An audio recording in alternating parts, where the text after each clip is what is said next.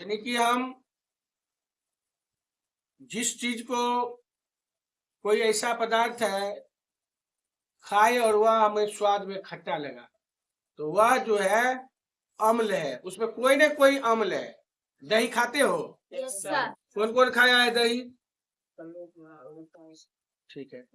दही मीठा भी होता है खट्टा भी होता और खट्टा भी लगता है, लेकिन उसमें अम्ल है।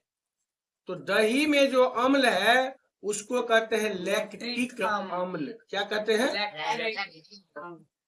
लैक्टिक अम्ल के कारण जो है वो खट्टा लगता है। लैक्टिक अम्ल नहीं होता है तो खट्टा नहीं लगता। फिर से समझ लीजिए, दही जो हम लोग खाते हैं, दही पौड़ने के बाद दही को जमाते हैं ना, दही जमने के बाद क्या होता है, वह दही एक दिन के बाद वह खट्टा लगने लगता है। एक दिन में नहीं हुआ था, 4 दिन के बाद हुआ। हाँ, 4 दिन भी लगता है और ज्यादा खट्टा हो जाता है, क्योंकि उसमें ज्यादा से ज्यादा बैक्टीरिया बनने लगता है ना, वह स्वाद में खट्टा होता है।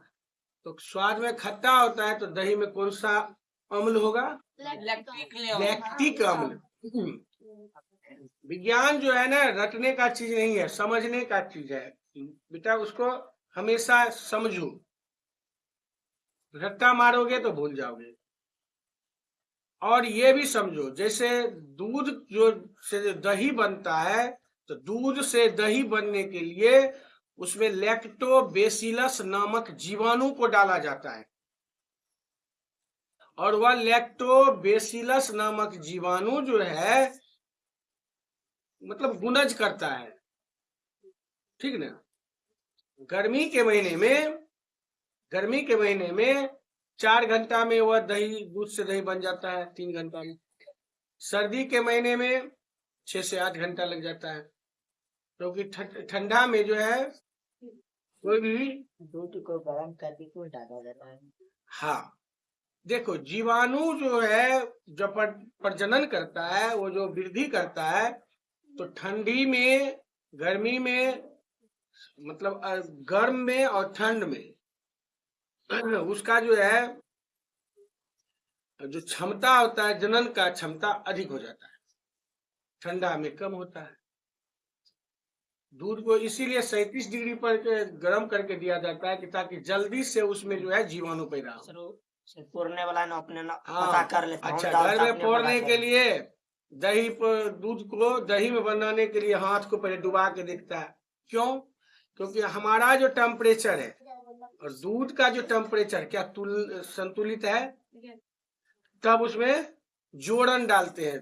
थोड़ा सा दही लेके हम लोग कहते हैं जोड़न डाल दो, तो जोड़न नहीं है वो, उसमें वास्तव में दही ढेरी को देता है, इलायची देता है और चीनी, वो स्वाद बदलने के लिए देता है। चीनी देता है, इलायची देता है, वो तो स्वाद बदलने के लिए। लेकिन आमतौर पर दूध से दही जो बढ़िया जमे, उसमें दही दिया जाता है पहले। खट्टो ने हुआ था 4 दिन तक, खट्टो ने हुआ था। हाँ, नहीं क्यों होगा, तो चीनी जो डाल दिया था, इतने चीनी दिया पूरा सब में। हाँ, तो ये समझ में आ गई बात। अब जैसे हम कहते हैं अंगूर, तो अंगूर की प्रकृति है, उसका नेचर है, समझ गए। अंगूर हम खाते हैं ना,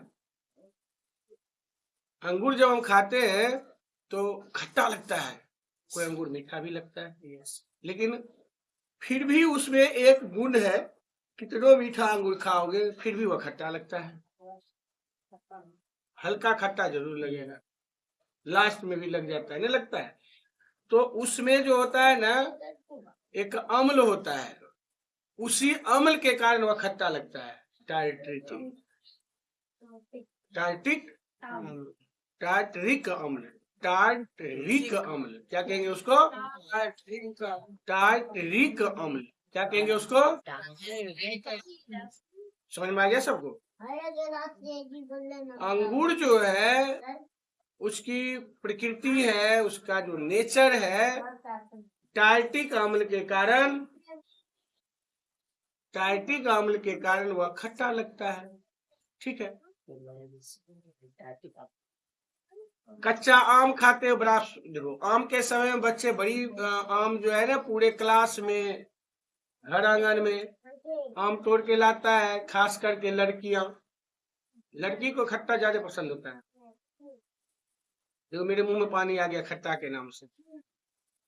तो कच्चा आम को आप लोग, जैसे ही आम का समय आता है, सभी के बैग में एक फटका जो है चाकू रहता है, 2-4 गो टिकोला रहता है, आम का टिकोला। मतलब बच्चा जो आम का रहता है छोटा सा, उसको टिकोला कहते हैं ना। महाराष्ट्र में चिकू बोला जाता है। चिक्कू? हाँ, नो, चिक्कू अलग फल है, नहीं तो आगे को बोला जाता है महाराष्ट्र की भाषा। महाराष्ट्र भाषा। पता है, जैसे ना समझ गए। हम लोग जो टमाटर खाते, ए बच्चा, हम लोग जो टमाटर खाते हैं,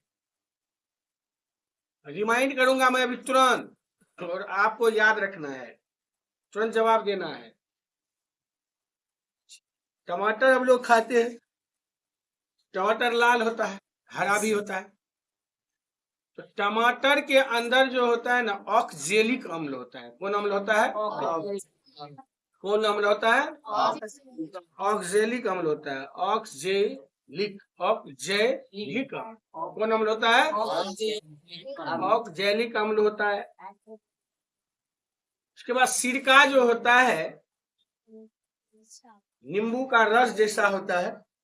अच्छा, चाउमीन कौन कौन खाया है? लेकिन जिस समय चाउमीन बनाता है ना, तो उसमें एक छुआ देता है गुड़ का, सरल का जो रहता है, सड़ा हुआ सबसे काला जैसा वो, एक बार पानी जैसा रहता है, एगो में लिक्विड जो है ना, उजला जैसा, वही सिरका है। सिरका देता है। तो सिरका जो होता है ना, सिरका क्या उसको विनेगर भी कहते हैं। अंग्रेजी में विनेगर कहते हैं। क्या कहते हैं? विनेगर कहते हैं। सिरका को अंग्रेजी में क्या कहते हैं? विनेगर भी कहते हैं। सर विनेगर का काम क्या है? उसको जो है ना, मतलब सटने नहीं देता है। चाउमीन में देखोगे, सटने नहीं देगा। एक दूसरे का वो जो उसको क्या कहते हैं, नूडल्स अलग अलग कर देता है। देखने में सट जाएगा। चाउमीन का मतलब क्या है ना? तो विनेगर जो होता है, विनेगर में एसिटिक अम्ल होता है। कौन अम्ल होता है? एसिटिक अम्ल होता है। कौन अम्ल होता है? एसिटिक अम्ल। विनेगर में कौन सा अम्ल होता है? एसिटिक। Good, very good. उसके बाद जो हम लोग वाटर, जितना भी कोल्ड ड्रिंक पीते हैं, चाहे कोका कोला है, पेप्सी है, लिम्का है, स्प्राइट, देख जैसे पीते ढगाड़ मारते हैं, स्प्राइट है, ढेर सारा ऐसे। और क्या क्या, स्ट्रीम तो पीना ही नहीं चाहिए। स्ट्रीम पी करके तुम लोग को पता नहीं है, बहुत हानिकारक है। इतना तेजी से वो तुम्हारा शरीर खराब करेगा, पता भी नहीं चलेगा। बच्चे आजकल बहुत स्ट्रीम पीते हैं। सुनो, तो ये जितना पीने वाले पेय है, उस सब में कार्बोनिक अम्ल होता है। कौन अम्ल होता है? कार्बोनिक अम्ल। कौन अम्ल होता है? कार्बोनिक अम्ल होता है। चलो हम लोग रिमाइंड करते हैं।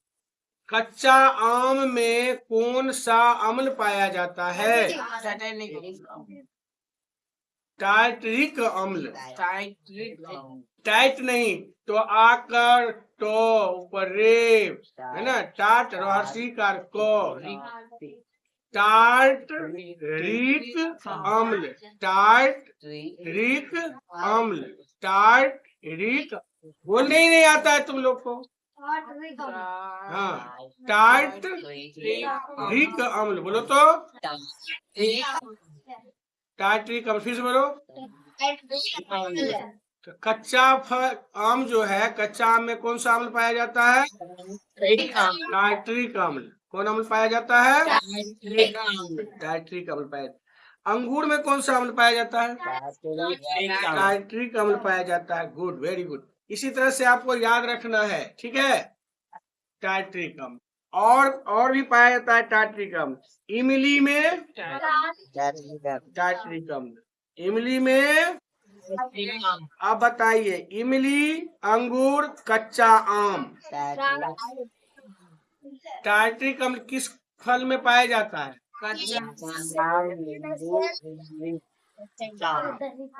अब याद हो गया? रटोगे क्या? बिल्कुल नहीं। अंगूर में कौन अम्ल पाया जाता है? अंगूर में कौन अम्ल पाया जाता है? कच्चा आम में, इमली में, इमली, कच्चा आम, अंगूर में कौन सा अम्ल पाए जाते हैं? टार्ट्रिक अम्ल किसमें पाए जाते हैं?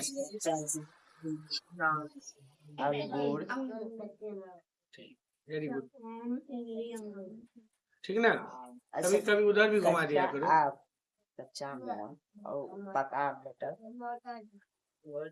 पका आम में विटामिन ए हो जाएगा, रहेगा उसमें, प्रकृति तो उसका कुछ ना कुछ गुण रहेगा।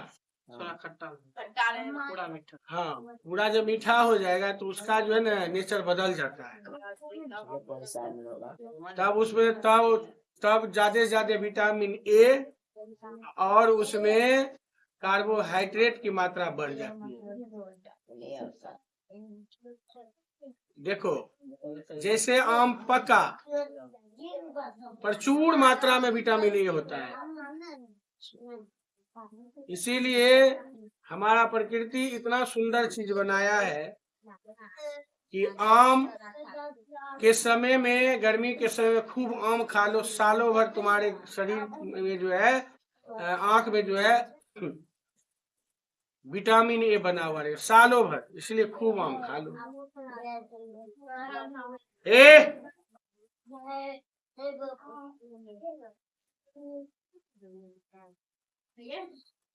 उसके बाद पानी का जो है मात्रा शरीर में बने रहे तो देखो, खीरा खूब खाओ, है ना? तरबूज खूब खाओ।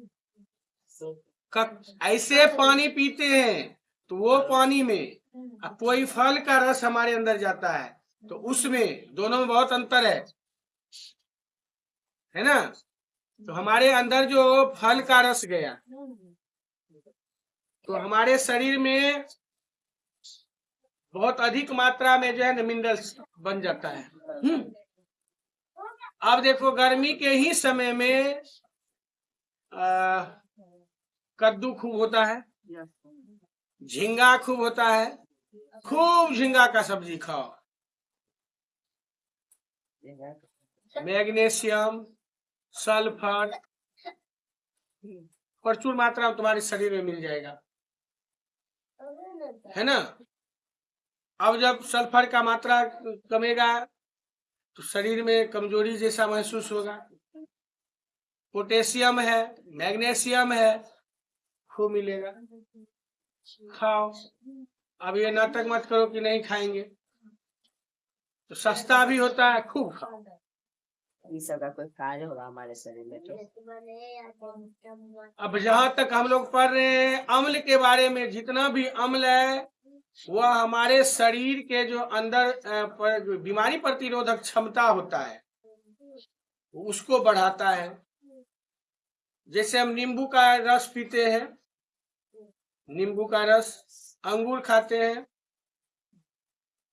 उसके बाद जिसमें अम्ल की मात्रा है सबका कम अलग अलग है, लेकिन विटामिन सी जिसमें पाया जाता है, विटामिन सी अलग है और ये अम्ल का उसका गुण है, खट्टा जो होता है उसका गुण है। जैसे एक बच्चे का गुण होता है कि हमेशा हंसते रहना, अच्छे से बात करना, किसी के साथ मिसबिहेव नहीं करना, एक दूसरे का सम्मान करना, बच्चों से दुलार प्यार से बात करना, उसमें स्वर देखोगे तो बड़ी ही सुंदर रहता है और बोलने की जो उसकी जो कला है वह अलग अलग होता है। वह जो है बोलता जो है तो ऐसा बोलेगा, लगेगा कि ये एकदम उसके मुंह से जो है ना एकदम मधुर स्वर में बोलता है। एक वही प्रकृति होती है कि बोलेगा तो जरूर वो अपने मन से सही बोल रहा है, बट जैसे ही उसका आवाज निकला मुंह से तो लगेगा कि मारने के लिए दौड़ रहा है। एक बच्चा घर में है और वह कह रहा है कोई आए मिलने, पापा बाजार गया। एक घर में गए तो दूसरे उस घर में बच्चे क्या बोल रहे हैं, पापा जी बाजार गए। दोनों में आवाज में फर्क हुआ, कुछ अंतर दिखाई दिया, डिफरेंस है। तो इसमें जो है तो सबकी प्रकृति है, गुण है, उसका गुण है। आम है, उसका अलग गुण है, जबकि वो भी अम्ल है, उसमें भी अम्ल होता है। दही है, अलग है उसका गुण। अंगूर है, अलग उसका गुण है। नींबू है, अलग गुण है। इमली है, अलग गुण है। समझ गए? स्वाद वास्तव में खट्टा है, लेकिन सबका गुण अलग अलग है। इतना बात समझ में आ गया? इमली है, आम है, अंगूर है, उसमें टार्टिक अम्ल पाया जाता है, विटामिन सी है। बट नींबू और नारंगी के रस में जो है साइट्रिक अम्ल होता है। समझ गए? एस्कॉर्बिक अम्ल होता है। इसी प्रकार से दही है, उसमें लैक्टिक अम्ल होता है। समझ रहे हो कि नहीं? लैक्टिक अम्ल क्या होता है, हमारे पाचन में है ना मदद करता है। नींबू का रस है तो उसमें हमारे शरीर के अंदर में होता है ना एंटीबॉडी को मतलब क्या करता है, तेजी से बढ़ाता है। जैसे घाव हो गया, किसी के मुंह से खून आ रहा है, बदबू आ रहा है, मसूड़ा से खून निकल जाता है, घाव जल्दी नहीं भरता है। किसी को जल्दी जल्दी खांसी सर्दी जुकाम होता है, तो आपको समझ जाना चाहिए कि उसमें विटामिन सी की कमी है। समझ गए? तो वैसे लोगों को खाने में नींबू के रस का उपयोग करना चाहिए। समझ गए?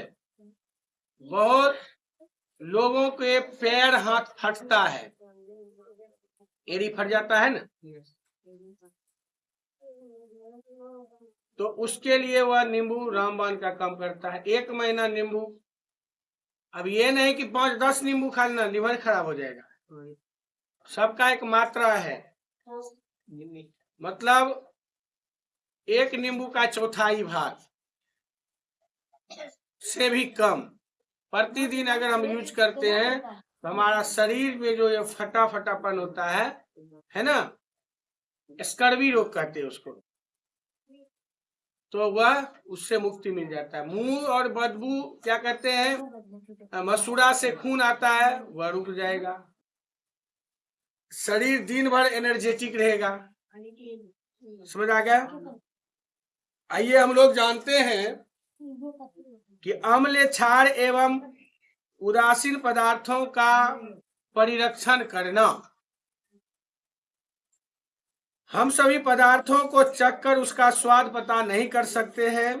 ऐसे पदार्थ की अम्लीय, क्षारीय, उदासीन प्रकृति का पता लगाने के लिए हम क्रियाकलाप के माध्यम से ही पता कर सकते हैं, जिसे सूचक या निर्देशक इंडिकेटर कहते हैं।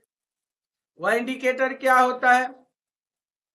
पदार्थों की अम्लीय या क्षारीय प्रकृति ज्ञात करने के लिए प्रयुक्त सूचक अम्ल क्षार सूचक कहलाता है। अम्ल क्षारक सूचक वे पदार्थ होते हैं जो अम्लीय एवं क्षारीय माध्यमों को भिन्न भिन्न रंगों से प्राप्त कर सकते हैं। फिनोल्फ्थीलीन,